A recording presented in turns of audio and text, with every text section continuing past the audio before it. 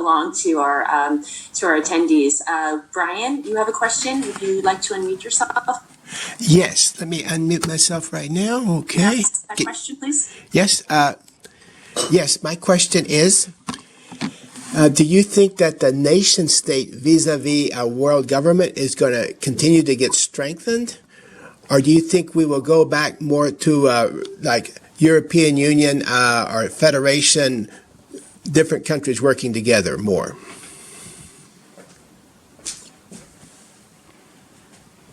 I'm going to guess that we all have the same view on this, which is that I think it's going to be much more difficult to create strong multilateral institutions. I mean, I think the point that Rana made in the previous answer is this doesn't mean that every institution collapses. David earlier talked about some of the common challenges we face that still need to be tackled, whether it's governance of AI or climate. There are lots of these different challenges that need multilateral solutions. But I think one of the lessons of this crisis is that not only is COVID-19 causing ruptures in the international system, but it's revealing, in a sense, how much worse the state of international cooperation was than we thought it had because of superpower relations and other things.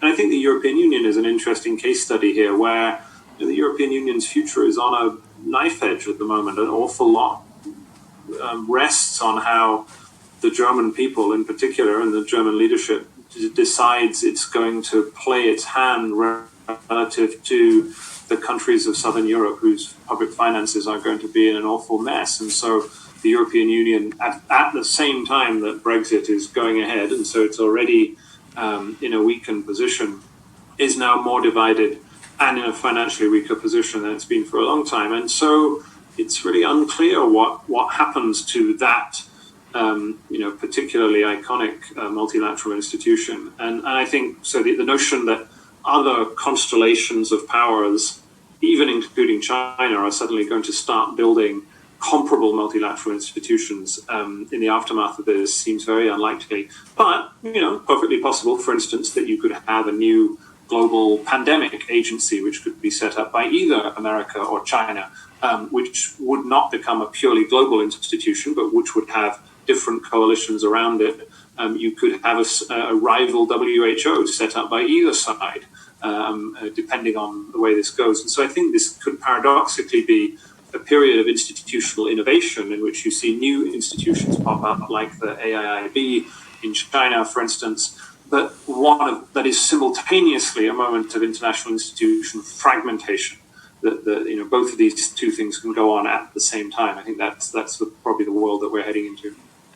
Carolyn, I know we're just about out of time, but let me piggyback on James' comment to say that I do think that we will see a flourishing of innovation. Indeed, we already are, and a lot of it is bottom up. I don't think we're going to see the UN rise to the occasion and have the WHO elevated to be the new global super cop of health. I think that seems unlikely, as I think our panelists agree.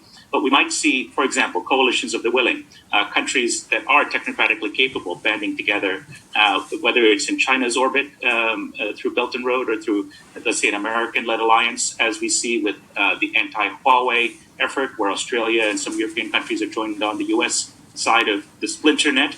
I think we may very well see more and more innovative ways of organizing, but probably along regional coalitions of the willing.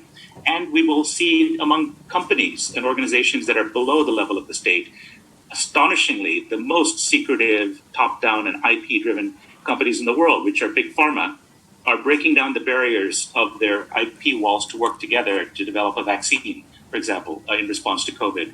We're seeing some very interesting forms of open IP collaboration emerging in global pharmaceuticals. I just give that as a small teaser to challenge the prevailing notion that this crisis will only accelerate pre-existing trends. That is now the received wisdom in the academy and foreign policy and business thinking. It's possible that we might see something come bubbling up from below that could lead to something better also. Again, it's a provocative and probably unlikely thesis, but I throw it out there in closing. And I know we're out of time, so let me take this opportunity to say thank you to our phenomenal panelists and to you, our host. Over to you, Carolyn.